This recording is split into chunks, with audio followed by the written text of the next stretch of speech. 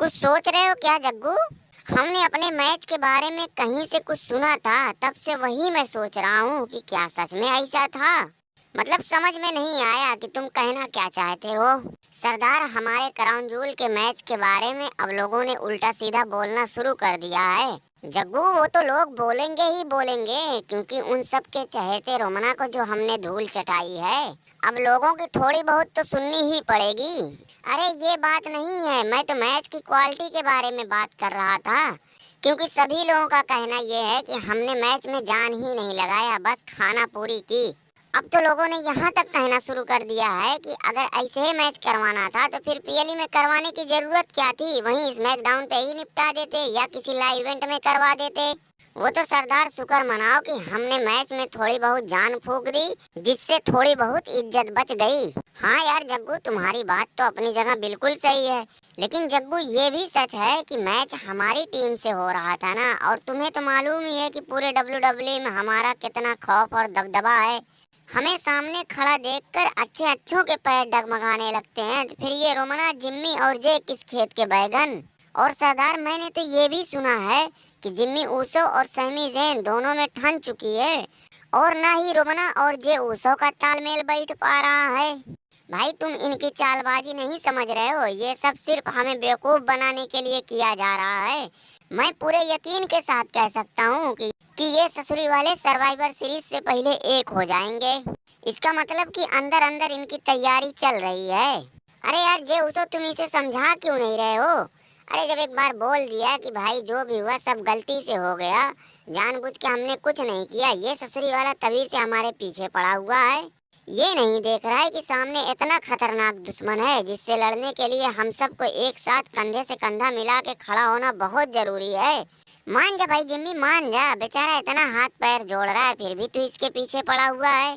चल ठीक है, तू इसे माफ नहीं करना चाहता है तो मत कर, लेकिन सर्वाइवर सीरीज तक तो सब्र कर ले भाई। उसके बाद जब कभी तुम्हें मौका वौका लगेगा तो अपना हिसाब किताब चुकता कर लेना। और भी ये लोटन, तुम अपना सुनाओ कि कुछ दुख तकलीफ कम हुई कि सब वैसे पहले जैसा है?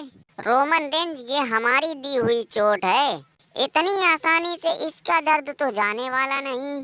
बेटा दड़ियल, तुम बहुत पछताओगे, तुम्हें इसका अंजाम तो भुगतना ही पड़ेगा।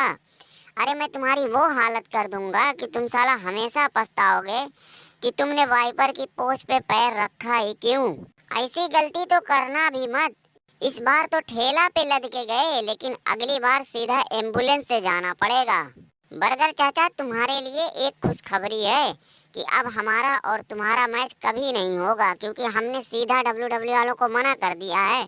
क्योंकि मैं ऐसे लोगों से मैच लड़ता ही नहीं जो हमारे लेवल के ना हो, हमारी जैसी रेसलिंग ना करते हो। हाँ हाँ ससुरी वाले छिले हुए मुर्गे, पूरी दुनिया में सबसे अच्छी रेसलिंग तो तू ही कर रहा है ना। सुन रहे हो ना विनोद? सॉरी यार रोमन रेंज, अब ये ससुरी वाला हमें रेसलिंग सिखाएगा। इसकी रेसलिंग की ही बेस पे तो हमने इसे छिले हुए मुर्गे का खिताब दिया था, क्योंकि ये जब भी कोई मैच लड़ता है तो इसे देख के ऐसा लगेगा कि जैसे बिना पंख का छिला हुआ मुर्गा रिंग में कूद रहा हो। और बर्गर चाचा, अच्छा ही हुआ कि इसका और आपका मैच नहीं हो रहा है। रोमन रेंज, मुझे अब अपना एक आखिरी रिटायरमेंट मैच लड़ना है। अब देखना ये है कि डब्ल्यूडब्ल्यू वाले किसे हमारे सामने फेंकते हैं।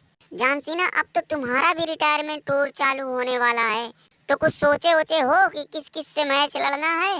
हाँ हाँ भाई, मैं पूरे साल का लेखा जोखा लेके आ रहा हूँ कि। मगर जान सीना, एक बात मैं बोलूँ? हाँ हाँ, क्यों नहीं, बोलो बोलो।